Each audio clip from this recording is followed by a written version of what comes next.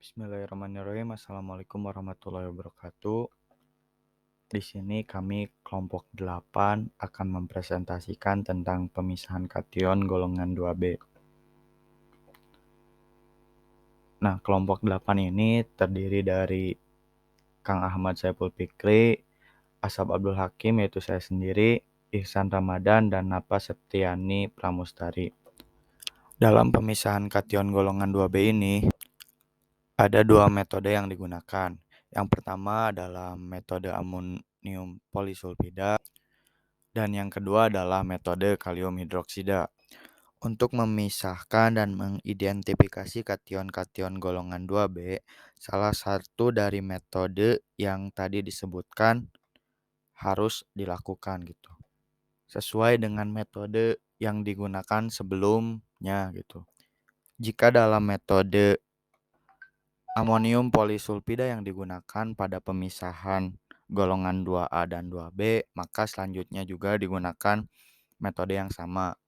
Begitupun demikian jika metode yang digunakan dalam memisahkan golongan 2A dan 2B adalah metode kalium hidroksida, maka yang digunakan dalam tahap ini adalah metode yang sama gitu, yaitu metode kalium hidroksida. Nah, yang pertama yang akan dibahas yaitu metode amonium polisulfida yang akan disampaikan oleh teman saya. Baiklah, metode yang pertama digunakan dalam identifikasi kation golongan 2B adalah menggunakan metode amonium polisulfida, di mana metode amonium polisulfida ini berupa pereaksian atau menggunakan filtrat hasil dari pereaksian antara golongan 2A yang diidentifikasi dengan menggunakan pelarut amonium sulfida, yang dimana residunya menghasilkan produk untuk diuji atau berupa endapan untuk diuji berupa golongan 2A. Kemudian filtrat atau kation yang larut bersama pelarut ini direaksikan dengan biasanya menggunakan HCl encer atau juga bisa digunakan dengan HCl pekat untuk mempermudah dan mempercepat reaksi, dan juga disertai dengan aliran gas H2S. Sehingga diduga golongan 2B ini memiliki kation-kation berupa AS3+, AS5+, SB3+, SB5+, SN3+, dan SN4+. Selanjutnya, hasil pereaksian atau pelarutan dengan HCl encer ini menghasilkan residu dan filtrat. Pertama-tama, residu ini diduga atau dimungkinkan mengandung AS2S3, AS2S5, dan sulfur berupa berwarna kuning. Selanjutnya, residu atau endapan ini dilarutkan dengan NH3, encer yang hangat, kemudian disaring jika perlu, kemudian ditambahkan larutan H2O2 dan dipanaskan selama beberapa menit untuk mempermudah pembentukan endapan dan mengoksidasikan arsenit menjadi arsenat. Kemudian ditambahkan beberapa mililiter reagensia MgNO3 2 kali atau magnesium nitrat, aduk dan diamkan. Sehingga jika terbentuk endapan kristalin putih, maka terbukti atau dapat dilihat bahwa senyawa arsen atau kation arsen ini ada. Kemudian selanjutnya, endapan disaring dan dituangkan 1 ml larutan nitrat yang mengandung beberapa tetes asam asetat ke atas residu di atas saringan, sehingga jika residu berwarna merah kecoklatan adalah bukti bahwa residu ini mengandung berupa perak poliarsenat. Selanjutnya, filtrat yang awal diduga mengandung Sb3+ dan Sn4+, sehingga dididihkan untuk mengusir H2S yang tadi, dan kemudian larutan dingin dibagi menjadi 4 bagian.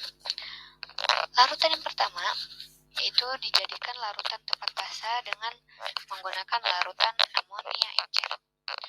Kemudian abaikan step 8-nya sedikit, lalu tambahkan asam oksalat padat dan didihkan, kemudian alirkan H2S selama kira-kira 1 menit ke dalam filtrat yang panas sekali.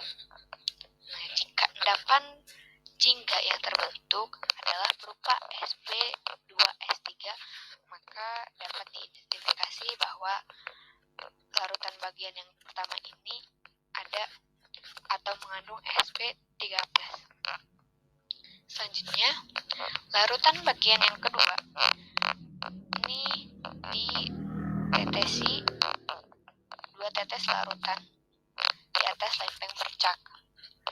Kemudian ditambahkan sebutir kristal natrium nitrit yang kecil sekali, lalu diteteskan reagen rodamin B. Jika larutan atau endapan yang terbentuk telah berwarna lembayung, maka dapat diidentifikasi bahwa stibium ini ada, kation stibium ini ada. Selanjutnya, larutan bagian yang ketiga dinetralkan sebagian, kemudian ditambahkan beberapa sentimeter kawat atau lebih tepatnya 10 cm kawat besi yang bersih pada 1 ml larutan itu. Jika ada banyak Sb yang terbentuk yang berupa berwarna jingga, maka direduksi terlebih dahulu dengan menggunakan bubuk magnesium.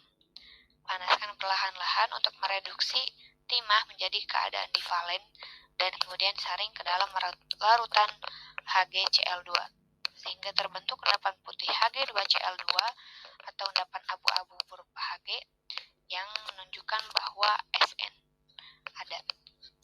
Selanjutnya, larutan yang keempat yang terakhir diolah sebanyak 0,2 sampai 0,3 ml dengan 5 sampai 10 mg bubuk magnesium. Kemudian ditambahkan 2 tetes larutan besi 2 klorida dan 2 sampai 3 tetes larutan asam tartarat, 1 sampai 2 tetes reagen dimetil glioksima, dan lalu ditambahkan larutan amonia encer sampai bersifat basah. Kemudian jika warna campuran menjadi berwarna merah, maka dapat diidentifikasi bahwa Sn atau kation timah ini ada.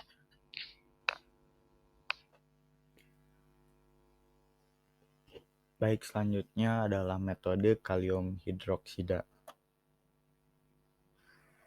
Analisis kation golongan 2B menggunakan metode kalium hidroksida dapat dilihat pada skema berikut, di mana filtrat dari golongan tembaga yang merupakan ekstrak dengan KOH diduga mengandung kation AS, Sb, Sn, dan juga Hg. Jika ke dalam filtrat tersebut kita menambahkan larutan HCl pada konsentrasi yang pekat dan diolah dengan menggunakan H2S selama 2-3 menit, maka apabila kita amati dalam larutan tersebut, maka itu akan terbentuk sebuah endapan. Nah, endapan yang terbentuk itu adalah endapan dari HGS, HS2S5, HS2S3, Sp2S3, Sb2S5, dan juga SNS2. Jika ke dalam endapan tersebut kita larutkan kembali dengan larutan HCl dengan konsentrasi yang pekat dan kita panaskan kembali dan kemudian kita saring, maka akan terbentuk sebuah residu dan juga filtrat, di mana bagian residu itu akan mengandung kation Hg+ dan kation AS, di mana Hg akan mengendap sebagai HGS dan AS akan mengendap sebagai AS2S5, AS2S3. Nah, pada bagian filtrat yaitu mengandung kation yang terlarut akan mengandung kation Sb dan juga Sn, di mana kation Sb akan berada sebagai ion Sb3+ dan Sn sebagai ion Sn4+. Nah, sebelumnya kita bahas terlebih dahulu untuk yang residunya terlebih dahulu. Nah, pada bagian residu, apabila kita lakukan proses pencucian dan kemudian kita lakukan penambahan larutan NH3 pada konsentrasi yang encer dan kemudian kita saring kembali, maka akan terbentuk dua bagian, yaitu bagian residu dan juga bagian filtrat. Nah, bagian residu itu akan berwarna gelap. Nah, berwarna gelap itu menandakan bahwasanya pada bagian residu itu mengandung kation Hg yang mengendap sebagai Ags. Nah, sedangkan pada bagian filtrat, apabila ditambahkan larutan asam nitrat pada konsentrasi yang encer, itu akan membentuk sebuah endapan. Nah, di mana endapannya itu merupakan endapan dari AS2O3 yang berwarna kuning. Nah, jika ke dalam endapan tersebut kita larutkan kembali dengan menambahkan larutan NH3 encer sebanyak 2-3-4 ml dan kita lakukan proses penyaringan. Nah, namun proses penyaringan ini bersifat kondisional. Kalau memang dirasa perlu untuk dilakukan penyaringan, maka dilakukan penyaringan. Namun kalau tidak perlu, maka tidak perlu dilakukan proses penyaringan. Nah, setelah itu ditambahkan tambahkan hidrogen peroksida dengan konsentrasi 3% sebanyak 3-4 ml, yang mana pada larutan tersebut kemudian dilakukan proses pemanasan. Nah, pada saat proses pemanasan tersebut ditambahkan reagensia berupa magnesium nitrat atau MgNO3 2 kali, maka itu akan terbentuk kristalin berwarna putih. Nah, di mana kristalin yang berwarna putih tersebut diduga merupakan MgNH4 ASO4 6 hidrat. Nah, di mana pada kristalin putih tersebut dapat kita identifikasi bahwasannya pada filtrat yang kita punya itu mengandung kation AS. Nah, selanjutnya untuk meyakinkan kembali, maka perlu dilakukan proses penyaringan.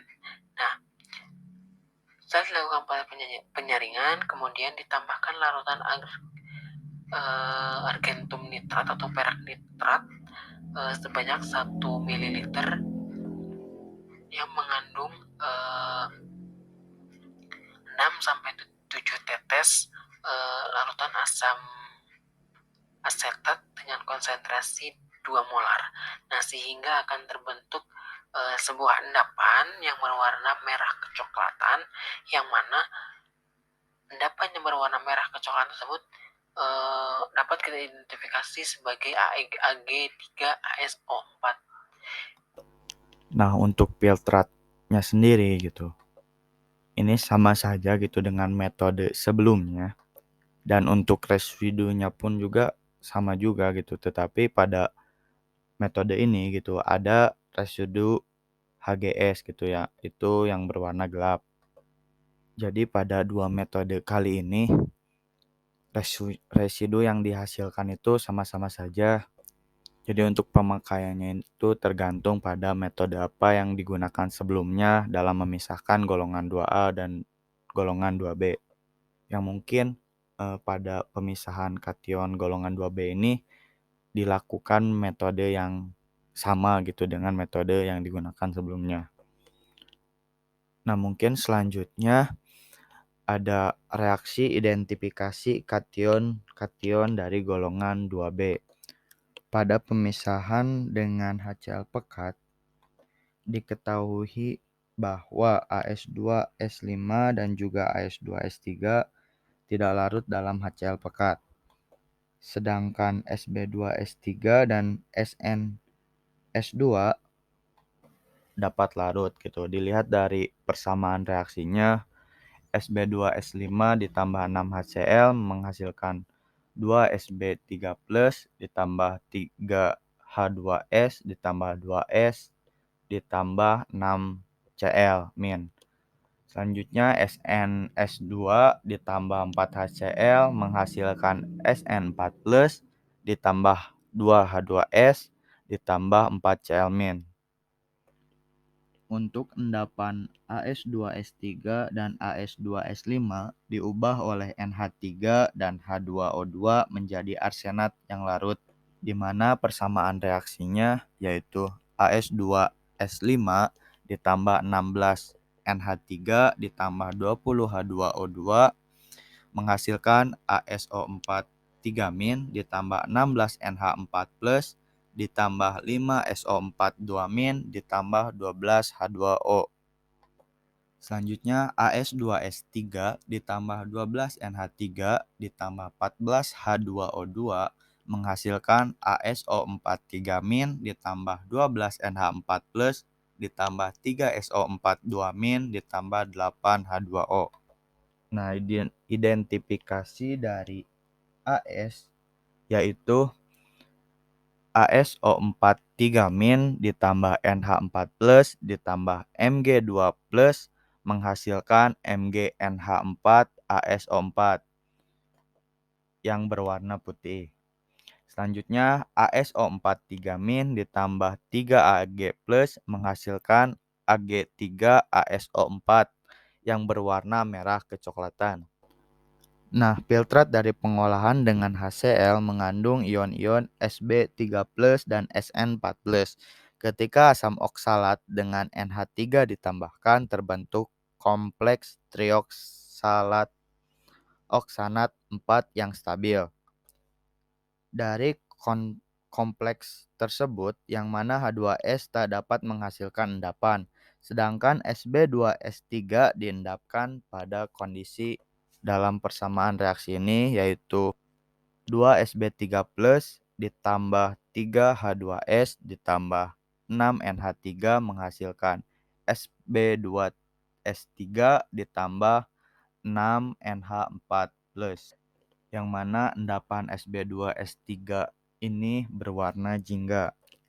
Selanjutnya, pengolahan dengan H2S yang berkepanjangan mungkin mengakibatkan penguraian sebagian dari kompleks trioksalat oksanat 4. Ini akan ditunjukkan dengan bertambah gelapnya endapan jingga Sb2S3 itu. Penambahan logam besi pada larutan encer tersebut mengakibatkan reduksi Sn4+ menjadi Sn2+ dan Sb3+ menjadi logam Sb. Uji untuk Sn2+ dengan HgCl2 mula-mula meliputi pembentukan Hg2Cl2 yang putih, di mana persamaan reaksinya Sn2+ ditambah 2HgCl2 menghasilkan Hg2Cl2 ditambah Sn4+ ditambah 2Cl-. Kemudian jika Sn2+ terdapat berlebih, endapan putih itu menjadi abu-abu ketika Hg terbentuk. Dengan persamaan Sn2+ ditambah HgCl2 menghasilkan 2Hg ditambah Sn4+ ditambah 2Cl-. Mungkin itu saja yang dapat kami sampaikan. Mohon maaf kurang dan lebihnya. Unggur makola wala tangdur makola. Wassalamualaikum warahmatullahi wabarakatuh.